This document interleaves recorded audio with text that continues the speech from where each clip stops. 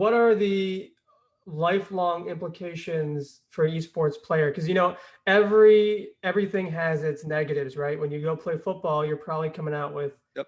head injury. Like that's just the reality. What are some of the negatives, no matter how hard you work towards it? I mean, obviously your job is to sustain as much as possible a person's Yeah. ability to move.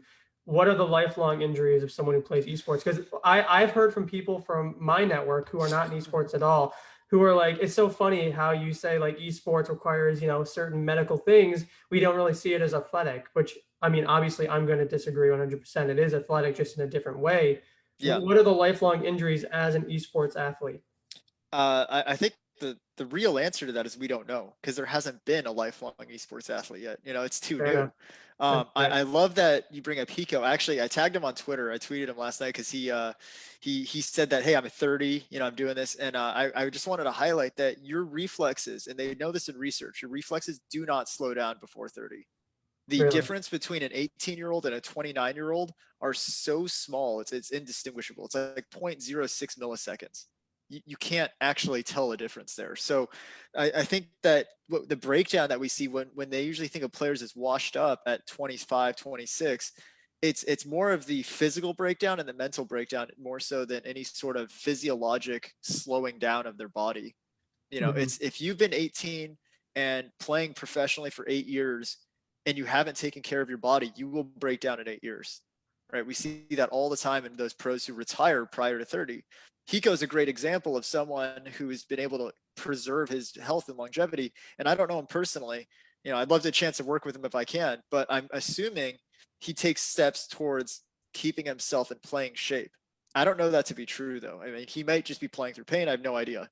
So I'll tell you, I'm almost 34. I turn 34 next month, and I can still generally play 6 to 8 hours.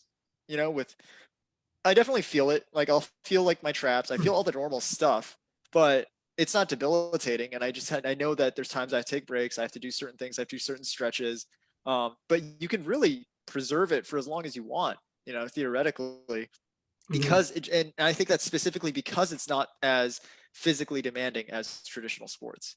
Like most people can't play football at 40. You just No, can't. No, no, like, no way, no way. I can't even play football at 25, so I can't imagine yeah, playing at 40.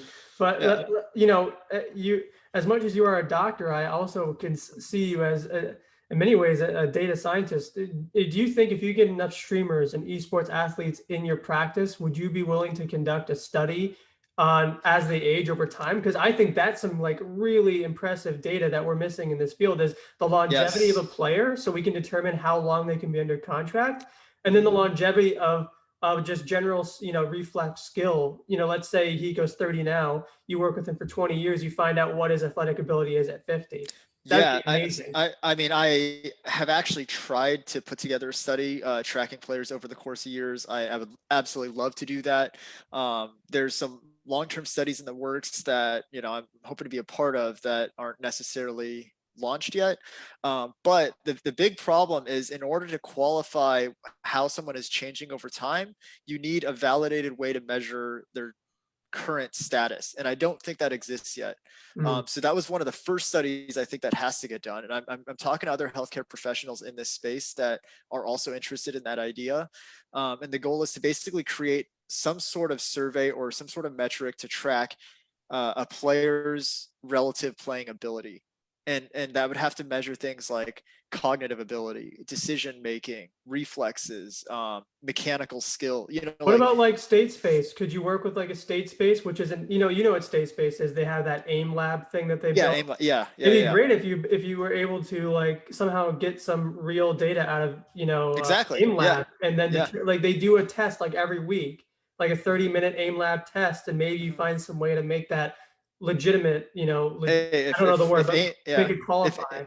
if AIM Lab is out there listening, I'm definitely open to working with you on that. I'll This make a clip actually, of this and tag them, and then yeah, from there you guys should set up yeah. because I think that would be really interesting. This is all stuff that I think a lot of people are interested in doing. It's a matter of investment, like who wants to invest in this, because research is not cheap. You need IRB approval. You need to go through multiple panels and boards to make sure that the study is ethical, and so usually that's why universities tend to do it. There are definitely ways to go about it, but it's generally not cheap. Yeah. I would say that, the biggest thing would be to set up a good study design first. So AimLab is awesome because they have amazing data in terms of having a really controlled environment. What they track is precision, accuracy, and time, right? Reaction time. So they have really, really good data for a very specific subset, and it's more applicable to first-person shooters. Although I do know some League of Legends pros who do use AimLab as well because it does improve your mouse accuracy, Mhm. um, and that does translate into League. But then as a game, every game is so uniquely different in the demand and how you were rated as good that it makes it really hard to track or compare like a League of Legends player to a Rocket League player.